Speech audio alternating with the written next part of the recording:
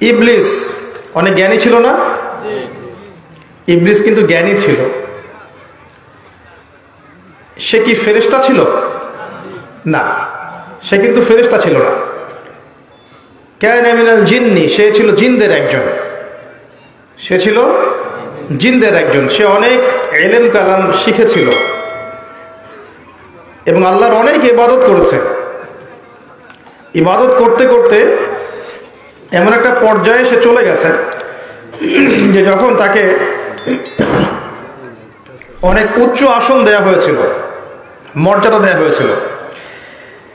এই জ্ঞান ইবাদত ইবলিসকে চিরস্থায়ী জাহান্নামী হতে বাঁচাতে পারলো না। কারণ কি? অহংকার। কারণটা কি? অহংকার। আল্লাহ পাক যখন বললেন ওয়াইজ কুলনা লিল মালাইকাতি ইসজুদু লিআদম, যখন আল্লাহ বললেন যে হে ফেরেশতারা তোমরা আদমকে সিজদা করো, ফাসাজাদু, তারা সবাই সিজদা করলো, ইল্লা ইবলিস, ইবলিস সিজদা করলো না। আল্লাহ পাক জিজ্ঞাসা করলেন কেন সিজদা করলে না? ইবলিস কাউন্টার অ্যাটাক করলো, ইবলিস উল্টা কিয়াস করলো। সেটা হচ্ছে সে আল্লাহকে বলল খলাকতানি মিন নার ওয়া খলাকতাহু মিন তিন, আমাকে সৃষ্টি করেছেন আপনি আগুন দিয়ে আর আদমকে সৃষ্টি করেছেন কি দিয়ে? মাটি দিয়ে। তাহলে আমি কেন আদমকে সিজদা করব? আগুন তো মাটির চেয়ে বেশি সুপিরিয়র। আই এম সুপিরিয়র দেন আদম, আমি আদমের চেয়ে বেশি সুপিরিয়র, আমি আদমের চেয়ে শ্রেষ্ঠ, আমি কেন তাকে সিজদা করব? আবা ওয়াস্তাকবারা, সে অবাধ্য হলো এবং অহংকার প্রদর্শন করলো। আল্লাহ পাক এই অপরাধের কারণে তাকে চিরস্থায়ী জাহান্নামী করলেন, লানত করলেন, অভিশপ্ত করলেন। জ্ঞান, ডিগ্রি, সার্টিফিকেট, পদমর্যাদা, আমল কোনো কাজে আসলো? আসলো না। শিক্ষা আমাদের কি? আমরা যে যেখানেই আছি, যে যেখানেই আছি, যদি আমাদের অবস্থান ধর্মীয় ক্ষেত্রে হোক, সামাজিক ক্ষেত্রে হোক, পলিটিক্যাল ক্ষেত্রে হোক, যে যেখানেই আছে, আমাদের অবস্থান, আমাদের ডিগ্রি, সার্টিফিকেট, পদমর্যাদা, সম্পদ, জনবল, এগুলো যদি আমাদেরকে অহংকারী হতে শেখায়, তাহলে কোনো সন্দেহ নাই ওই অহংকারী ইবলিসের সাথে আমাদের হাসর হবে, তার সাথে আমাদেরকে জাহান্নামে থাকতে হবে। একটা হাদিসে এসেছে যার হৃদয়ের মধ্যে যাররা পরিমাণ অহংকার থাকবে সে জান্নাতে প্রবেশ করবে না। সাহাবীরা জিজ্ঞেস করলেন যে একজন ব্যক্তি পছন্দ করে যে তার কাপড়টা সুন্দর হোক, জুতা সুন্দর হোক, ঠিক আছে, এটা কি অহংকার? নবী করিম সাল্লাল্লাহু আলাইহি ওয়াসাল্লাম বলেন না, এটা অহংকার নয়, বরং অহংকার হচ্ছে বাতারুল হক ওয়া গামতুন নাস। অহংকার হচ্ছে সত্যকে প্রত্যাখ্যান করা, হককে প্রত্যাখ্যান করা এবং অন্য মানুষকে তুচ্ছ তাচ্ছিল্য করা। তাহলে অহংকারের সংজ্ঞা কি? হক বা সত্যকে প্রত্যাখ্যান করা এবং অন্যকে তুচ্ছ তাচ্ছিল্য করা। অপর একটা হাদিসে নবী সাল্লাল্লাহু আলাইহি ওয়াসাল্লাম এও বলেছেন যে কোন মুসলিম ভাইয়ের, একটা মুসলিম ভাই আরেকজন মুমিন মুসলিম ভাইকে তুচ্ছ জ্ঞান করবে, এটাই যথেষ্ট তার আল্লাহর কাছে খারাপ হওয়ার জন্য। আল্লাহর চোখে খারাপ হওয়ার জন্য এতটুকু যথেষ্ট যে আপনি একজন মুসলিম হয়ে আরেকজন মুসলিমকে তুচ্ছ তাচ্ছিল্য করছেন। তো অহংকার ইবলিসকে চিরস্থায়ী জাহান্নামী করেছে। আমরা যেন অহংকারী না হই। আল্লাহ পাক আমাদেরকে অহংকার থেকে দূরে থাকার তৌফিক দান করুন, আমিন। আর এই অহংকারগুলো কিন্তু জ্ঞানী মানুষদের মধ্যেই বেশি আসে। যারা জ্ঞানী তাদের মধ্যে কিন্তু অহংকার আসে, প্রকৃত জ্ঞানীদের মধ্যে নয়, বরং কথিত জ্ঞানীদের মধ্যে অহংকার আসে। কিছু ডিগ্রি, কিছু সার্টিফিকেট চলে আসলে, কিছু পদমর্যাদা, তারপর জনসমর্থন, পপুলারিটি, এগুলো চলে আসলে মানুষের মধ্যে কিন্তু অহংকার চলে আসে এবং সে তখন অন্যকে আন্ডারএস্টিমেট করা শুরু করে। আমি বেটার, ও খারাপ, আমি মুমিন, ও কাফের, আমি জান্নাতে যাব, সে জাহান্নামে যাচ্ছে, আমি হক, সে বাতিল, এগুলো আমরা বলি না? এগুলো সবই অহংকার। আল্লাহ রাব্বুল আলামিন ভালো জানেন যে আমাদের মধ্যে কিয়ামতের মাঠে কে পুলসিরাত পার হতে পারবে আর কে পারবে না। এই দেশের সবচেয়ে পাপী মানুষটাকে আল্লাহ পাক চাইলে আজকেই হেদায়েত দিয়ে আলোর পথে আনতে পারেন, এবং সেই ব্যক্তিকে দিয়ে আল্লাহ পাক এমন দিনের খেদমত নিতে পারেন যা আমার দ্বারা নেননি। তাই ওর অবস্থানকে এখন তুচ্ছ করার কিছু নেই, বরং আল্লাহর কাছে শুকরিয়া আদায় করতে হবে যে আল্লাহ আপনি আমাকে তার চেয়ে ভালো রেখেছেন, এবং অপরের জন্য দোয়া করতে হবে যে আল্লাহ আপনি আমাকে যেমন হেদায়েত দিয়েছেন তাদেরকেও হেদায়েত দান করুন, আমিন। আবার এখন আমাদের দেশের সবচেয়ে পরহেজগার মানুষ যে আছে, আল্লাহ যদি চান এবং তার তাকদীরে যদি লেখা থাকে, দেখবেন মৃত্যুর আগে আগে সে এমনভাবে পথভ্রষ্ট হয়ে গেল, সে যে জাহান্নামের রাস্তায় গিয়ে জীবন শেষ করলো, এমনও হতে পারে। একটা হাদিসে এসেছে যে আল্লাহ পাক তাকদীর লিখে দিয়েছেন আমাদের।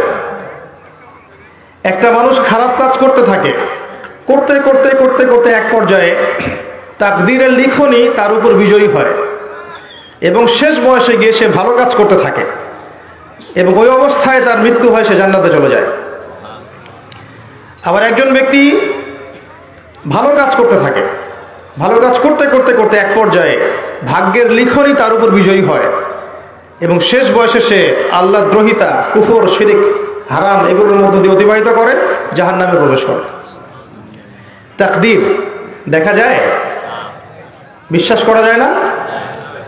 আপনি বিশ্বাস করবেন কেন? আমি যদি বলি তাকদীরকে তো চোখে দেখা যায় না, পরীক্ষাগারে পরীক্ষা করা যায় না। পশ্চিমারা আমাদেরকে যে শিখিয়েছে যে পরীক্ষা নিরীক্ষা, যুক্তি, বিজ্ঞান এবং দর্শন এগুলোর মধ্য দিয়ে যা লাভ করা যাবে সেটাই হলো জ্ঞান, সেটাই সত্য। যেটা চাক্ষুষ দেখি না এটা সত্য না। তাদের মতে আল্লাহকে দেখা যায় না, এই কারণে আল্লাহকে বিশ্বাস করি না। কারণ আল্লাহকে পরীক্ষাগারে ল্যাবরেটরিতে বসে আপনি প্রমাণ করতে পারবেন না, পারবেন না, পারবেন না। কিন্তু আপনি যদি অন্তর্দৃষ্টি সম্পন্ন হন, ওই সাগর পাড়ে দাঁড়ালেই বুঝতে পারবেন একজন ইলাহ আছেন, তাই না? এই পুরো মহান সৃষ্টি অটোমেটিকলি হতে পারে? হতে পারে না। তাদের যুক্তি মতে আল্লাহ, ফেরেশতাগণ, এই যে রূহ বা আত্মা, আপনার কবরের আযাব, জাহান্নামের আগুন, আপনার ইল্লিন, সিজ্জিন, ঠিক আছে, এই মিজান, পুলসিরাত ইত্যাদি যেগুলো আমরা দেখি না, গায়েবের বিষয়, অদৃশ্য, এগুলোকে তারা বিশ্বাস করবে না। কারণ তাদের বিশ্বাসের মানদণ্ড হচ্ছে পরীক্ষা নিরীক্ষা পর্যবেক্ষণের মধ্য দিয়ে যদি উতরিয়ে না আসতে পারে সেটা সত্য না। এটার মধ্যে কি আপনি বিশ্বাস করছেন? এটাকে বিশ্বাস করলেন? যদি এই বিশ্বাস থেকে থাকে তারপরে 5 ওয়াক্ত সালাত আদায় করেন, এখন পর্যন্ত মুসলিম হতে পারেন না। আর কথা বুঝতে পারেননি মনে হয়। আর আমাদের বিশ্বাসের মানদণ্ড হচ্ছে আল্লাযীনা ইউমিনুনা বিল গায়বি, যারা অদৃশ্যে বিশ্বাস করে। ঈমানের পিলার 6টা: আল্লাহ, মালায়েকা মানে ফেরেশতা মণ্ডলী, আসমানি কিতাব সমূহ, নবী রাসূলগণ, পরকালের জীবন, তাকদীরের ভালো মন্দ। এই 6টার কোনোটাই কি আপনি চোখ দিয়ে দেখেছেন? আল্লাহকে দেখেছেন? কোন ফেরেশতাকে দেখেছেন কখনো? জিনকে দেখেছেন? রূহ বা আত্মাকে দেখেছেন? আল্লাহর পক্ষ থেকে মানুষ সত্য স্বপ্ন কেন দেখে ব্যাখ্যা করতে পারবে? পারবেন? পারবেন না। স্বপ্ন সত্যি হয় না মাঝে মাঝে? ইউসুফ আলাইহিস সালাম জেলখানায় বসে আছেন, 2 জন কয়েদি আসলো, 2 জন বলল, একজন স্বপ্ন দেখেছে মাথার উপর রুটি আছে, রুটি খেয়ে নেওয়া হচ্ছে। আরেকজন স্বপ্ন দেখলো সে তার মনিবকে শরাব পান করাচ্ছে। স্বপ্ন ফলে নাই? ফলেছে? কোরআনের এরকম অনেক জায়গায় স্বপ্নের কথা আছে না? আল্লাহর পক্ষ থেকে মুমিনরা সত্য স্বপ্ন দেখে না? দেখতে পারে, সম্ভাবনা আছে। ব্যাখ্যা করতে পারবেন? ঘুম সায়েন্টিফিক ব্যাখ্যা করতে পারবেন? ওই সময় আপনার রূহটা কোথায় যায়, কে নিয়ে যায়, কে ফেরত দেয়, ব্যাখ্যা করতে পারবেন? একজন মানুষ জীবিত ছিল, হাঁটতে হাঁটতে হঠাৎ পড়ে গেল, পড়ে গিয়ে মৃত হয়ে গেল, লাশ। দেহের মধ্যে কিছু একটা ছিল, সেটা বের হয়ে গেছে। কি ছিল? তার নাম কি? রূহ বা আত্মা। ব্যাখ্যা করতে পারবেন? দেখা যায়? তাকে কবর দেওয়া হলো, কবরে মালায়েকা ফেরেশতা আসবেন, প্রশ্ন করবেন 3টা। উত্তর দিতে পারলে জান্নাতের বাগান, না পারলে জাহান্নামের টুকরা। আযাব শাস্তি হবে, কবরের আযাব, কবর চাপ দিবে। ব্যাখ্যা করতে পারবেন? বিজ্ঞানে, দর্শনে বা যুক্তি দিয়ে এটাকে ব্যাখ্যা করা যাবে? ল্যাবরেটরিতে প্রমাণ করা যাবে? আত্মা ভালো হলে ইল্লিনে চলে যাবে, ইল্লিন উপরে সুখ স্বাচ্ছন্দ্য ভোগ করবে। আত্মা যদি খারাপ হয় সিজ্জিনে চলে যাবে, এখানে আযাব ভোগ করবে। ইল্লিন এবং সিজ্জিনকে ব্যাখ্যা করতে পারবেন? পারবেন?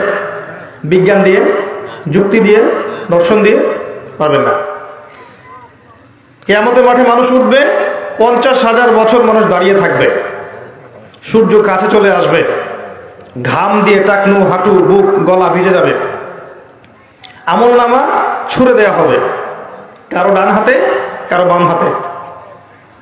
পুলসিরাতে স্থাপন করা হবে, জাহান্নামকে নিচে রাখা হবে আর জান্নাতকে পুলসিরাতের পরে। এগুলোকে ব্যাখ্যা করা যাবে? দেখেছেন কখনো জান্নাতের হুর পড়ে দেখেছেন? জান্নাতের নাজ নিয়ামত দেখেছেন? জাহান্নামের শাস্তি দেখেছেন?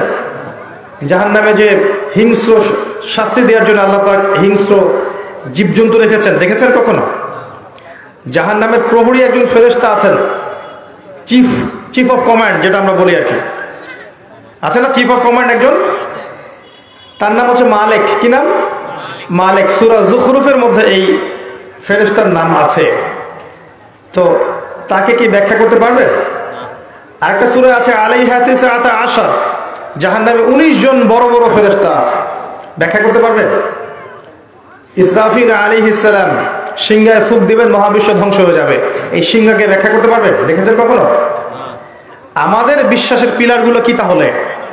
আমাদের বিশ্বাসের স্তম্ভগুলো হচ্ছে অদৃশ্য বিশ্বাস, তাই নয় কি?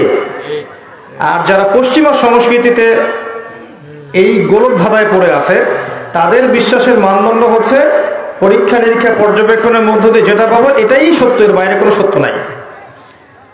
তাহলে এগুলো কি সত্য না? এগুলো সত্য না যেগুলো বললাম? যদি এগুলোকে কেউ সত্য বলে না বিশ্বাস করে, সে কি মুসলিম হতে পারবে? মুমিন হতে পারবে? এগুলো দিনের মৌলিক বিষয় নয়। এই মৌলিক বিষয়গুলোকে বিশ্বাস না করা পর্যন্ত একজন মুসলিম হতে পারবে না। ইসলামটা কি? আত্মসমর্পণ, তাই নয় কি? আল্লাহ পাক ইসলামের কথা বলতে গিয়ে যার কথা সবার আগে নিয়ে আসছেন তার নাম হচ্ছে ইব্রাহিম আলাইহিস সালাম। সূরা বাকারা আল্লাহ পাক বলেছেন ইয ক্বালা লাহু রাব্বুহু আসলিম, যখনই তার রব তাকে বলেছেন আত্মসমর্পণ করো। ক্বালা আসলামতু লিরাব্বিল আলামিন, তিনি বলেছেন বিনা বাক্য ব্যয়ে যে আমি আমার রবের নিকটে আত্মসমর্পণ করলাম। ইব্রাহিম আলাইহিস সালামকে বলা হচ্ছে স্ত্রী এবং সন্তানকে রেখে আসো ওই মক্কায়, ওখানে কোনো মানুষ নাই, কোনো শহর নাই, খাবার পানীয় কিছুই নাই। তিনি রেখে আসলেন, আল্লাহকে প্রশ্ন করলেন না। এই আদেশটার পিছনে যুক্তি কি, বিজ্ঞান কি, দর্শন কি, কারণ কি প্রশ্ন করেছেন? আত্মসমর্পণ করেছেন। এই যে ইসলাম, তাকে বলা হচ্ছে তোমার ছেলে দৌড়ানো শিখেছে, এখন দৌড়াতে শিখেছে, তাকে জবাই করতে হবে। কি করতে হবে? যুক্তিতে আসে? দর্শনে প্রমাণ করতে পারবে? বিজ্ঞানে আসবে? আসবে না। ইব্রাহিম আলাইহিস সালাম কি করলেন?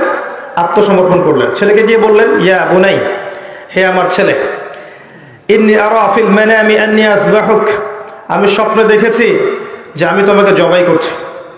ফানজুর মাযা তারা, তোমার মতামত কি আমাকে বলো দেখি। যেমন বাপ তেমন বেটা, আমি বলি যেমন মা তেমন বেটা। কারণ এই সন্তান ইসমাইলকে তার বাবা মানুষ করেননি, বরং তার মা মানুষ করেছেন একা। কোন মা? যেই মাকে ওই মরুভূমিতে রেখে আসা হচ্ছে, আর তিনি বলছেন আপনি কি আল্লাহর আদেশেই কাজ করছেন? ইব্রাহিম আপনি কি আল্লাহর আদেশেই কাজ করছেন? কোথায় রেখে যাচ্ছেন আমাদেরকে?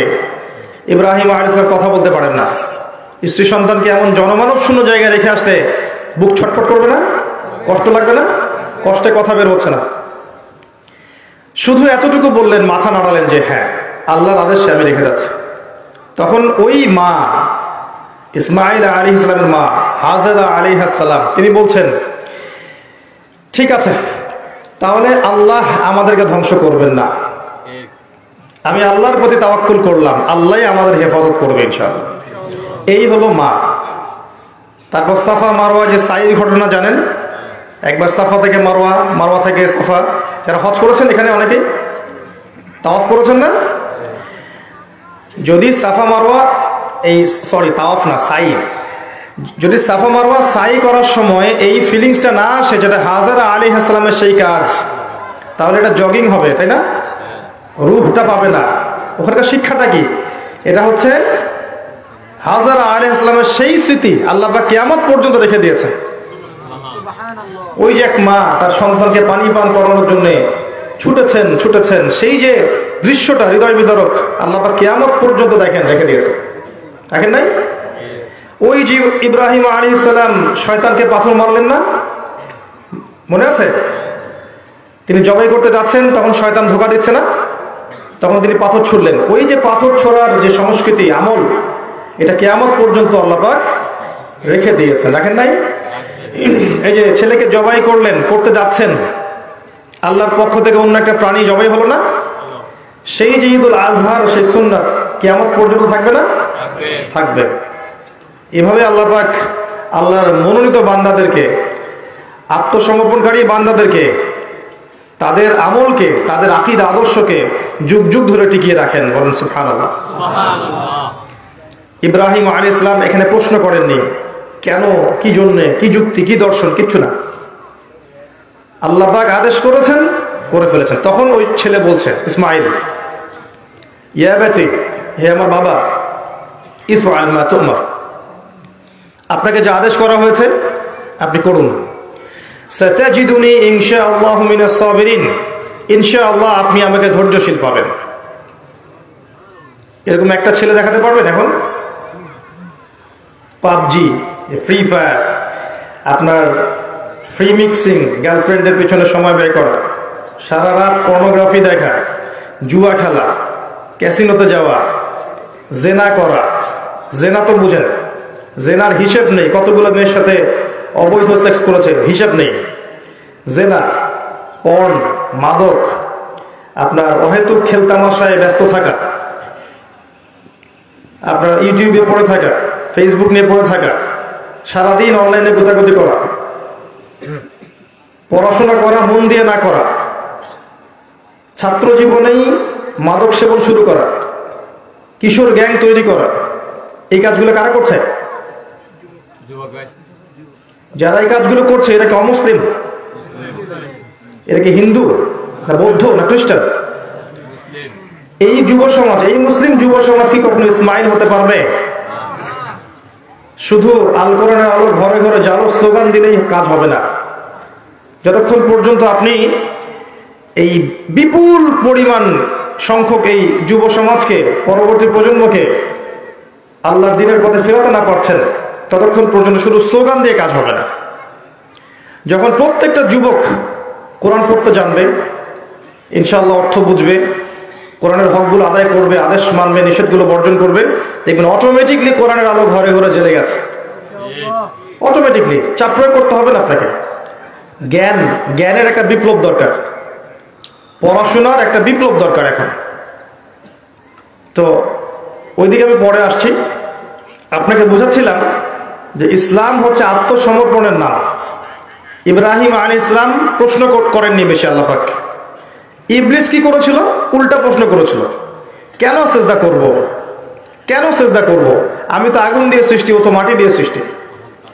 এই যে অহংকার, আল্লাহর আদেশকে যুক্তি দিয়ে, বিজ্ঞান দিয়ে, দর্শন দিয়ে কাউন্টার দেয়া, এই যে সংস্কৃতি, এই সংস্কৃতির কারণে কিন্তু ইবলিস কি হলো? ইবলিস কি হলো? অভিশপ্ত হয়ে গেল, কাফের হয়ে গেল। পক্ষান্তরে আদম আলাইহিস সালাম, নূহ আলাইহিস সালাম, নবী মূসা, নবী ঈসা, নবী হুদ, নবী শুআয়ব, দাউদ, সুলাইমান, ইব্রাহিম, মুহাম্মদ সাল্লাল্লাহু আলাইহি ওয়াসাল্লাম, তারা কি আল্লাহর আদেশের বিরুদ্ধে যুক্তি, বিজ্ঞান, দর্শন উপস্থাপন করতেন? করতেন না।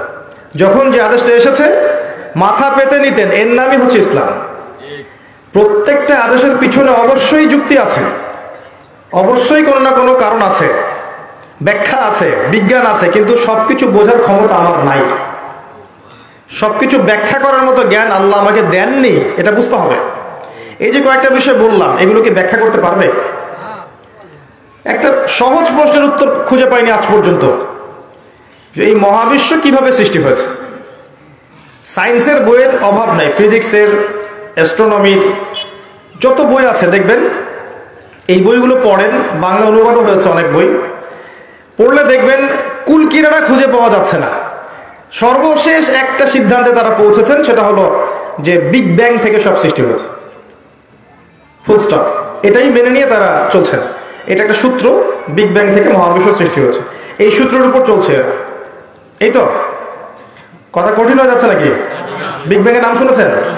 মহাবিস্ফোরণ। আচ্ছা, এর উপরে কি মানে কে বিগ ব্যাং ঘটালো, কিভাবে ঘটলো, হঠাৎ করে কেনই বা ঘটলো, 1 কোটি বছর আগে কেন ঘটলো না, 1 কোটি বছর পরে কেন ঘটলো না, এক্স্যাক্টলি এই রোটেশনেই কিভাবে পৃথিবী ঘোরে, একটু বাড়ে না কেন, কমে না কেন, এক একটা গ্রহের ঘূর্ণন মাত্রা আলাদা আলাদা কেন, মানে এই যে টাইম ফ্রেম, 1 সেকেন্ড যদি বেশি হতো, 1 সেকেন্ড কম হতো, তাহলে তো মহাবিশ্ব ধ্বংস হয়ে যেত। এই চাঁদের আর পৃথিবীর ডিস্টেন্স একটু বেশি একটু কম হলে জোয়ার ভাটার যে উত্থান পতন হতো, সব ডুবে যেত। এই যে সুনিপুণ একটা গাণিতিক সমীকরণ, এটা কোত্থেকে আসলো? কোত্থেকে আসলো? এমনি এমনি হলো? ইমাম আবু হানিফা রাহিমাহুল্লাহ একটা ঘটনা আছে, নাস্তিকদের সাথে তার একটা তর্ক হচ্ছিল। তো বলা হলো যে ঠিক আছে, অমুক দিন অমুক সময় বাহাস হবে। বাহাস বোঝেন তো? মুনাজারা। তো জিন্দিক নাস্তিকরা বসে আছে, আবু হানিফা রাহিমাহুল্লাহর খবর নাই, তিনি আসছেন না, নাই নাই নাই। এদিকে ওরা হাস্য তামাশা করছে যে সে মনে হয় আসবে না, ভয় পেয়েছে, ইত্যাদি ইত্যাদি। সন্ধ্যার আগে আগে তিনি আসলেন। আসার পরে তাকে জিজ্ঞেস করা হলো, এত দেরি করে আসলেন কেন, কি সমাচার? তিনি বললেন, আসলে আমি নদী পার হচ্ছিলাম, তো সেখানে কোনো নৌকা পেলাম না, তো হঠাৎ দেখলাম যে একটা গাছ অটোমেটিকলি ভেঙে পড়লো, এবং অটোমেটিকলি গাছ থেকে কাঠ হয়ে গেল, কাঠ থেকে নৌকা হয়ে গেল। নৌকাটা অটোমেটিক আমার কাছে চলে আসলো এবং আমি সেখানে বসলাম, মাঝি ছাড়াই নৌকা অটোমেটিক আমাকে পার করে দিল। সুবহানাল্লাহ বলছেন। তো নাস্তিকরা বলছে, এটা কি আদৌ সম্ভব? অটোমেটিকলি গাছ হয়ে যায়, অটোমেটিকলি কাঠ হয়ে যায়, আবার নৌকার তক্তাও হয়ে গেল, মাঝিও নয়, আপনি এমনি বসলেন, চলে আসলেন, এটা কি বিশ্বাসযোগ্য? তখন তিনি বললেন, যদি এতটুকু বিশ্বাস করতে না পারো, তাহলে এই যে পুরো মহাবিশ্ব, এই চন্দ্র, সূর্য, গ্রহ, নক্ষত্র, আসমান, জমিন, পাহাড়, পর্বত সব সুনিপুণভাবে সৃষ্টি হয়ে আছে, এগুলোর পিছনে কোনো সত্তা নাই? এক কথায় বাহাস শেষ। এর নাম হচ্ছে ইমামে আজম, এর নাম হচ্ছে প্রকৃত ফকিহ। জ্ঞান কাকে বলে দেখেন, প্রজ্ঞা। তো তারা ওই বিগ ব্যাং পর্যন্ত যেতে পেরেছে, কিন্তু আল্লাহ পাক কোরআনে কি বলেছেন শুনুন। আল্লাহ পাক সূরাতুল আম্বিয়া এর 30 নম্বর আয়াতে বলেছেন, আয়াতটা খুব মনোযোগ দিয়ে শুনেন। আল্লাহ পাক বলেছেন, আওয়ালাম ইয়ারাল্লাযীনা কাফারু, যারা কুফরি করেছে ওরা কি ভেবে দেখে না, আন্না সামাওয়াতি ওয়াল আরদা কানাতা রাতকান ফাফাতাকনাহুমা, যে এই আসমান সমূহ এবং এই পৃথিবীটা একটা বিন্দুর মধ্যে ছিল, একত্রিত ছিল, অতঃপর আমি এটাকে বিস্ফোরিত করে দিয়েছি। কি বুঝলেন? আসমান সমূহ এবং এই জমিন একটা বিন্দুতে ছিল, একটা জায়গায় মিলিত ছিল, আমি এটাকে বিস্ফোরিত করে দিয়েছি। ওয়াজআলনা মিনাল মাই কুল্লা শাইইন হাই, এবং প্রত্যেক জীবন্ত বস্তুকে বা প্রাণীকে আমি সৃষ্টি করেছি পানি দ্বারা। কি দ্বারা? পানি দ্বারা। আফালা ইউমিনুন, তবুও কি তারা বিশ্বাস করবে না?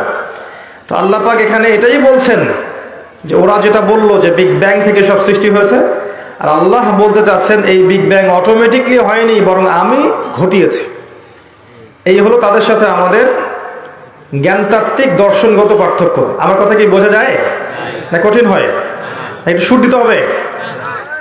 আমি সুর দিলে আর দর্শক থাকবে না। আমি যদি এই কাজ করতে যাই তাহলে দর্শক উঠে পালাবে। কিছু জ্ঞান শেখেন, মানে মাহফিল একটা নিয়ামত আল্লাহ পাকের। আমরা জানি না এই নিয়ামত কতদিন ভোগ করতে পারবেন। আমার ব্যক্তিগত মতামত যে আমরা এগুলোর হক আদায় করতে পারছি না, এটা আমার ব্যক্তিগত মতামত। আর আমার মতামতের সাথে আপনাকে একমত হতে হবে জরুরি না। আমার মতামতের সাথে আপনাকে সবসময় একমত হতে হবে জরুরি না। আপনি তখনই আমার কোনো কথা মেনে নেবেন যখন দেখবেন আমার কথাটা প্রমাণিত। ঠিক আছে? আমার মনে হচ্ছে যে আমরা হক আদায় করতে পারছি না। আমরা অনেক সময়ে গাল গল্প কেচ্ছা কাহিনী করে একে অপরের গীবত, তহমত, সমালোচনা, একে অপরকে কাদা ছড়াছড়ি করে সময় নষ্ট করেছে। যখন আল্লাহর দেয়া নেয়ামতের কোন নেয়ামতের হক মানুষ আদায় করতে ব্যর্থ হয়, আল্লাহ পাক নেয়ামতটা উঠিয়ে নেন। আমি জানি না আমরা কতদিন পর্যন্ত এভাবে বসতে পারবো, আল্লাহু আ'লাম বিসসাওয়াব। তাই যতটুকু সময় আমরা আছি, আল্লাহ নেয়ামত দিয়েছেন, এই সময়টুকুতে কিছু শিখে যাই, ইনশাআল্লাহ কাজে দিবে। ইসলাম শিখলাম আত্মসমর্পণের নাম। কিসের নাম? আত্মসমর্পণের নাম। এবার আসেন ইসলাম সম্পর্কে আল্লাহ পাক কোরআনে কি বলেছেন। আল্লাহ পাক সূরাতুল আলী ইমরানের 19 নম্বর আয়াতে বলেছেন, ইন্না দীনা ইনদাল্লাহিল ইসলাম। আমার কাছে একমাত্র গ্রহণযোগ্য রিলিজন বা দিন হচ্ছে ইসলাম। ইসলাম শুধু ধর্মকর্মের নামই নয়, বরং একটা জীবন ব্যবস্থার নাম। আপনার জীবনের প্রতিটা বিষয় ইসলামের মধ্যে আছে। আপনি কিভাবে ইবাদত করবেন, কিভাবে আপনি ব্যবসা বাণিজ্য করবেন, কিভাবে আপনি মুআমালাত করবেন, পরিবার চালাবেন, সমাজ চালাবেন, এভরি সিঙ্গেল সেক্টর ইসলামে কিন্তু আছে, আছে না? আপনি যদি মানে একটু গভীরভাবে হাদিসের কিতাবগুলো পড়েন, দেখবেন যে মাথার চুলটা কতটুকু রাখা সুন্নত, কিভাবে আচরাতে হবে, এতটুকু পর্যন্ত কিন্তু ইসলামে বলা আছে। কিভাবে আপনাকে বাথরুম করতে হবে সেটাও ইসলামে বলা আছে। কিভাবে আপনি খানা খাবেন এটাও ইসলামে বলা আছে। কিভাবে আপনি বাসা থেকে বের হবেন ইসলামে বলা আছে। কিভাবে আপনি আল্লাহর জিকির আজগার করবেন বলা আছে। কিভাবে আপনি সালাত আদায় করবেন, যাকাত দিবেন, হজ করবেন, উমরা করবেন, পরিবার চালাবেন, প্রতিবেশীর খোঁজ খবর নেবেন, আত্মীয়দের সম্পর্ক বজায় রাখবেন, সবকিছু কি আছে? ইসলামে বলা আছে। এমনকি ইসলামে এটাও বলা আছে কিভাবে একটা মুসলিম রাষ্ট্র বিশ্বের সাথে ডিল করবে, একটা মুসলিম রাষ্ট্র কিভাবে বিশ্বকে চ্যালেঞ্জ করবে, বিশ্বের বুকে কিভাবে মাথা তুলে দাঁড়াবে, এই তত্ত্বপত্রও দেয়া আছে কোরআন এবং হাদিসে। আমাদের দুর্ভাগ্য হচ্ছে আমরা সেগুলো নিতে পারছি না। এটা আমাদের ব্যর্থতা, ইসলামের ব্যর্থতা নয়। কার ব্যর্থতা? আমাদের ব্যর্থতা। আল্লাহর ব্যর্থতা নয়, তার রাসূলের ব্যর্থতা নয়, বরং আমরা ব্যর্থ। উমর রাদিয়াল্লাহু আনহু আমিরুল মুমিনিন, ইসলামের দ্বিতীয় খলিফা, রাতের বেলা তাহাজ্জুদ পড়তেন, আবার রাতের একটা অংশ অল্প একটু বিশ্রাম নিতেন, নিয়েই আবার বের হয়ে পড়তেন জনগণের খোঁজ খবর নেওয়ার জন্য। দেখছেন যে এক মা চুলার উপরে হাঁড়ি বসিয়ে রেখেছে, হাঁড়িতে কিছু নাই, বাচ্চাটা কাঁদছে। গল্পটা জানেন না? এটা প্রসিদ্ধ গল্প, কিন্তু প্রসিদ্ধ কাহিনী, বিভিন্ন কিতাবে এসেছে। তো তিনি গিয়ে জিজ্ঞাসা করলেন, কি সমস্যা, বাচ্চা কাঁদছে কেন, খাবার কোথায়? তো এই মহিলা বলছে, ওয়াল্লাহি হাযা বাইনি ওয়া বাইনা উমর, আল্লাহর কসম করে বলছি এই অবস্থাটা আমার ওমরের আর আল্লাহর মাঝখানের ব্যাপার। মানে এ অভিযোগ করছে আল্লাহর কাছে ওমর সম্পর্কে রাদিয়াল্লাহু আনহু। সে তো চিনতে পারেনি যে এই ব্যক্তি ওমর রাদিয়াল্লাহু আনহু। কথা বুঝতে পারছেন? আচ্ছা, এবার ওমর রাদিয়াল্লাহু আনহু একটু ভয় পেয়ে গেলেন, মানে বিচলিত হয়ে পড়লেন যে আমার ব্যাপারে আল্লাহর কাছে দাবি রাখলে তো সমস্যা না। তিনি এমন মানুষ ছিলেন যিনি বলেছিলেন যে ইরাকের ফোরাত নদীর কিনারায় যদি কোনো ছাগলের বাচ্চা না খেয়ে মারা যায়, আমি ভয় পাই যে আল্লাহ পাক সেজন্য আমাকে জবাবদিহি করতে পারেন। এমন ছিলেন তিনি, আমিরুল মুমিনিন। খেজুর পাতার মসজিদে বসে অর্ধ বিশ্ব শাসন করেছেন, অর্ধ বিশ্ব, এবং মাটিতে ঘুমাচ্ছেন। তার ব্যাপারে প্রসিদ্ধ কথা আছে, হাকামতা আদালতা আমিনতা ফানিমতা। হে ওমর, তুমি বিচার কার্য পরিচালনা করেছো, ন্যায় বিচার করেছো, নিরাপত্তা দিয়েছো, এরপর ঘুমিয়েছো। তারপর তিনি কি করলেন? বললেন, ইয়া আমাতাল্লাহ, হে আল্লাহর বান্দি, একটু অপেক্ষা করো, আমি আসছি। তিনি চলে গেলেন মদিনায়, গিয়ে ওই যে রিলিফ দেয় না, রিলিফ ত্রাণ রাষ্ট্রীয় কোষাগার থেকে, সেখান থেকে একটা বড় বস্তা খাদ্য, জব বা গম এই টাইপের নিজের কাঁধে ওঠালেন। নিজের কাঁধে, অ্যাসিস্ট্যান্টের কাঁধে নয়, নিজের কাঁধে, গাড়িতে করেও নয়, পায়ে হেঁটে কাঁধের মধ্যে এই বস্তাটা নিয়ে তিনি হেঁটে হেঁটে যাচ্ছেন ওই মহিলার বাসা পর্যন্ত। তার পাশে একজন সাহাবী ছিলেন, তার নাম ছিল আসলাম রাদিয়াল্লাহু আনহু। ইনি বলছেন যে ইয়া আমিরুল মুমিনিন আনা আহমিলু, হে আমিরুল মুমিনিন আমাকে দেন, আমি বহন করছি। তখন ওমর রাদিয়াল্লাহু আনহু বলছেন হাল আনতা তাহমিলু উযরি ইয়াওমাল কিয়ামাহ, তুমি কি কিয়ামতের দিন আমার পাপ বহন করবে? তুমি কি কিয়ামতের দিন আমার পাপ বহন করবে, আমার বোঝা বহন করবে? আজকে এটা চাচ্ছ তুমি আমার কাছে? নিজে কাঁধে করে নিয়ে গিয়ে ওই মহিলাকে দিলেন, নিজের হাতে রান্না করে বাচ্চাগুলোকে খাওয়ালেন, এরপরে গিয়ে আল্লাহর কাছে কেঁদে কেটে দোয়া করলেন, আল্লাহ তুমি আমাকে যে দায়িত্ব দিয়েছ, আমি হয়তো দায়িত্ব পালন করতে পারছি না, তুমি আমাকে ক্ষমা করে দাও। আমি কিভাবে আপনাকে বুঝাবো যে এগুলো হচ্ছে ইসলাম? ইসলামের এই সৌন্দর্যগুলো দেখে হাজার হাজার অমুসলিম ইসলাম কবুল করেছে। ইসলাম তরবারির জোরে ছড়ানো হয়নি, মানুষকে জোর করে বোমাবাজি করে সন্ত্রাসবাদ ছড়িয়ে এভাবে ইসলামের প্রচার হয়নি, কখনো হবেও না ইনশাআল্লাহ। ইসলাম এভাবে সৌন্দর্য দিয়ে প্রতিষ্ঠিত হয়েছে, ন্যায় বিচার দিয়ে, আদালত আমানত দিয়ে, মুসলিমদের তাকওয়া পরেজগারিতার চরিত্র দিয়ে। এখন এই যুব সমাজের চারিত্রিক এই অধঃপতনের দিকে তাকান, এরা কি আসলে সেই উম্মার সদস্য? আদৌ কি আমরা ওমর রাদিয়াল্লাহু আনহুর উত্তরসূরি, আবু বকর ওসমান আলীর উত্তরসূরি, খালিদ বিন ওয়ালিদ, তারিক বিন জিয়াদ, যায়েদ ইবনে হারেসা, জাফর ইবনে আবি তালিব, আব্দুল্লাহ বিন রওয়াহা তাদের অনুসারী, বদর এবং উহুদের সাহাবীদের মতো আমরা? আমাদের উচিত নিজের চেহারা আগে আয়নায় দেখা, কারণ প্রত্যেকটা নফসকে মৌতের স্বাদ গ্রহণ করতে হবে। ফাইন্নামা তুওয়াফাউনা উজুরাকুম ইয়াওমাল কিয়ামাহ, এরপর কিয়ামতের মাঠে তোমাদেরকে পূর্ণ প্রতিদান দেয়া হবে। ফামান যুহজিহা আনিন নার ওয়া উদখিলাল জান্নাতা ফাকাদ ফাজ, ওই দিন যাকে জাহান্নাম থেকে বাঁচানো হবে এবং জান্নাতে প্রবেশ করানো হবে, একমাত্র সে ব্যক্তি সফল, আর কেউ সফল নয়। তাই আমি যুব সমাজকে আমার হৃদয়ের অন্তঃস্থল থেকে অনুরোধ করব, এই যে সময় নষ্ট করা, অহেতুক পড়াশোনায় ফাঁকি দেওয়া, আপনার ইসলামের বেসিক জিনিসগুলো না শেখা, কোরআন হাদিস না পড়া, রোজা না রাখা, নামাজ না পড়া, কোরআন তেলাওয়াত না করা, আল্লাহর জিকির আজগার না করা, সারাটা দিন এই যে ফেসবুকিং, ইউটিউবিং, আপনার পাবজি, আপনার টিকটক, এই যে আপনার কি আছে, এই পর্নোগ্রাফি, আপনার অশ্লীল সাইটগুলোকে ভিজিট করা, মেয়েদের সাথে চ্যাটিং করা, গার্লফ্রেন্ডের সাথে ডেটিংয়ে যাওয়া, জিনা করা, মাদক দ্রব্য সেবন করা, এই যে পশ্চিমাদের নোংরা সংস্কৃতিতে অভ্যস্ত হয়ে গেছেন, আল্লাহর ওয়াস্তে এখান থেকে তওবা করে ফিরে আসেন। ফিরে আসেন, আপনার জন্য দুইটা সুসংবাদ। একটা হচ্ছে নবী সাল্লাল্লাহু আলাইহি ওয়াসাল্লাম বলেছেন, কিয়ামতের মাঠে আল্লাহ পাক 7 শ্রেণীর মানুষকে আল্লাহর আরশের ছায়ায় ছায়া দিবেন, যেদিন ওই ছায়া ছাড়া অন্য কোনো ছায়া থাকবে না।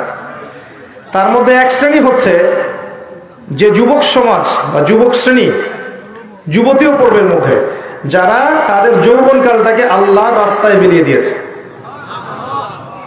মনে রাখবেন, বার্ধক্যে গেলে মৌতের ফিকির সবার হয়, বার্ধক্যে গেলে সবারই মৌতের ফিকির হয়, কিন্তু ওই বার্ধক্যে গেলে এখনকার গোল্ডেন টাইমটা কখনো ফিরে আসবে না, কোশ্চিন কালে আপনি এই সময়টা ফিরে পাবেন না। আরেকটা হচ্ছে যে আল্লাহ পাক সেই যুবককে দেখে বিস্মিত বোধ করেন, যেই যুবক তার প্রবৃত্তির চাহিদাকে দমন করেছে এবং যৌবনকালটাকে আল্লাহর পথে দিয়ে দিয়েছে। যুবক বয়সের ইবাদতের এত মূল্য আল্লাহর কাছে, এত মূল্য যে এই সময়টাতে মানুষ যা ইচ্ছা তাই করতে পারত, কিন্তু যুবক শ্রেণী আল্লাহকে ভয় করে, তার রাসূলকে ভালোবেসে, রাসূলের সুন্নাহগুলোর উপর আমল করলে, নামাজ পড়লে, রোজা রাখলে, তাহাজ্জুদ পড়লে, জিকির করলে, সৎ কাজের আদেশ করলে, অসৎ কাজে নিষেধ করলে, জ্ঞান অর্জন করলে, তিলাওয়াত করলে, এক কথায় ন্যায়ের পথে থাকলে আল্লাহ পাক অফুরন্ত নেকি পুরস্কার দিবেন ইনশাআল্লাহ। আর মনে রাখবেন প্রিয় ভাইয়েরা, দুনিয়ার জীবনে আমরা যাদেরকে নিয়ে বসবাস করি আর কি, প্রকৃত অর্থে তারা আমাদের আপন নন। আমাদের প্রকৃত আপন সত্তা হচ্ছেন আল্লাহ রাব্বুল আলামিন। আল্লাহর চেয়ে আপন আপনার কেউ নেই পৃথিবীতে। তো সেই আল্লাহকে আপন করে নেন, আপনি বুদ্ধিমান। আর আল্লাহকে বাদ দিয়ে অন্য সব কিছুকে আপন করে নেবেন, আপনার মৌতের পরে আপনাকে এরা ভুলে যাবে। আপনার মৃত্যুর পরে এরা আপনাকে খুব বেশি দিন মনে রাখবে বলে মনে হয় না, রাখলেও বছরে বছরে একদিন। কিন্তু আল্লাহ রাব্বুল আলামিন একটা মুহূর্ত আপনাকে ভুলে থাকবেন না। একটা হাদিস মনে পড়লো যে আল্লাহ পাকের কাছে 100টা রহমত আছে, মানে 100 ভাগ রহমত আছে, দয়া আছে, ভালোবাসা আছে। তার মধ্যে 1 ভাগ তিনি সৃষ্টি জগতের মধ্যে দিয়েছেন। ওই যে গাভী তার বাচ্চাকে চেটে পরিষ্কার করে না, কুকুর তার বাচ্চাকে দুধ খাওয়ায় না, ওই 1 ভাগ রহমতের জন্য, 1 ভাগ দয়ার কারণে। বাকি 99 ভাগ রহমত আল্লাহ পাক তার নিজের কাছে রেখেছেন, যেটা দিয়ে তিনি কিয়ামতের মাঠে বান্দার প্রতি রহম করবেন। আমরা আল্লাহর রহমত পাবো ইনশাআল্লাহ। প্রয়োজন হচ্ছে তওবা করে ফিরে আসা। পাপ হবেই ভাই, জীবনে চলতে গেলে পাপ হবেই, উঠতে বসতে চলতে ফিরতে পাপ হতেই থাকবে, কিন্তু তওবাও হতে থাকবে ইনশাআল্লাহ। যত পাপ তত তওবা, যত পাপ তত তওবা। আপনি ঠান্ডা মাথায় এভাবে একটা কাগজ নিয়ে বসেন বাসায়, কাগজ নিয়ে বসে আপনি হিসেব করেন যে মনে করেন, অঙ্ক করেন, মনে করেন আপনার হায়াত 60 বছর, কথার কথা চলে গেছে 30 বছর, বাকি আছে কত বছর? 30 বছর। শেষের 5 বছর মাইনাস করেন। এই 5 বছর আপনি চাইলেও মনের মতো আমল করতে পারবেন না, ঠিক আছে? শরীরে শক্তি থাকবে না, আপনার রোগ ব্যাধি থাকবে, ডায়াবেটিস, ক্যান্সার, হার্ট স্ট্রোক ইত্যাদি। নাউজুবিল্লাহ, আল্লাহ পাক হেফাজত করুন। থাকতে পারেন, সম্ভাবনা কি বেশি না? 25 আছে আপনার কাছে, 25কে আপনি মাস দিয়ে গুণ করেন, দিন দিয়ে গুণ করেন, দিনের হিসাব পাবেন, পাবেন না? এখানে দাঁড়িয়ে হিসাব করেন আগের জীবনে কোন বছর থেকে আপনার নামাজ ফরজ হয়েছিল, কত বছরের নামাজ আপনি পড়েন নাই, কত বছরের রোজা আপনি রাখেননি, কত যাকাত ফরজ ছিল দেন নাই, ঠিক আছে? পাপের যেগুলো পাপ মনে পড়ছে লিখেন। আমি অমুকের সাথে জেনা করেছি, আমি অমুক দিন অমুক অমুক জায়গায় মদ খেয়েছি, আমি অমুককে হত্যা করেছি, আমি অমুককে পিটিয়েছি, আমি কিশোর গ্যাংয়ে ছিলাম, আমি ক্যাসিনোতে গিয়েছি, আমি এটা করেছি, এটা করেছি, লিস্ট করেন। প্রত্যেকটা পাপ দেখবেন, এক একটা পাপের জন্য আপনি আল্লাহর কাছে আলাদা আলাদা করে আল্লাহর কাছে দোয়ায় বলবেন, আল্লাহ আমি ওই পাপ করেছিলাম, আল্লাহ আমাকে মাফ করবেন, আমি ওই পাপ থেকে তওবা করছি আল্লাহ, আর জীবনে কখনো এই পাপ করবো না ইনশাআল্লাহ। এরকম করে তওবা করেন, তওবাটাকে ফিল করতে পারবেন। খালি মুখে যদি বলেন আস্তাগফিরুল্লাহ ওয়া আতুবু ইলাইহি, ফিল করতে পারবেন না। আপনি লিখেন, বুঝবেন যে আপনি কি কি করেছেন জীবনে। করা যাবে না এটা, যেগুলো মনে পড়ছে করা যাবে কিন্তু। এরপরে ওযু করবেন, করে সুন্দর করে 2 রাকাত সালাত পড়বেন, পরে চোখের পানি ছেড়ে আল্লাহর কাছে কান্নাকাটি করবেন, যে আল্লাহ এই কাজ আমি করেছিলাম, আমি প্রত্যেকটা কাজ আমি আল্লাহ স্বীকার করছি যে আমি এগুলো ভুল করেছি। আল্লাহ তুমি আমাকে যত নেয়ামত দিয়েছো সব নেয়ামত স্বীকার করছি আল্লাহ, এবং আমি যত পাপ করেছি তোমার অবাধ্য হয়েছে সব স্বীকার করছি আল্লাহ, তুমি আমার পাপগুলোকে মাফ করে দাও। এক মুহূর্তের মধ্যে আল্লাহ পাক মাফ করে দেবে ইনশাআল্লাহ তাআলা। শুধু তাই না, আল্লাহ পাক বলেছেন যে আল্লাহ পাক এই সমস্ত গুনাহগুলোকে নেকি দিয়ে পরিবর্তন করে দিবেন ইনশাআল্লাহ।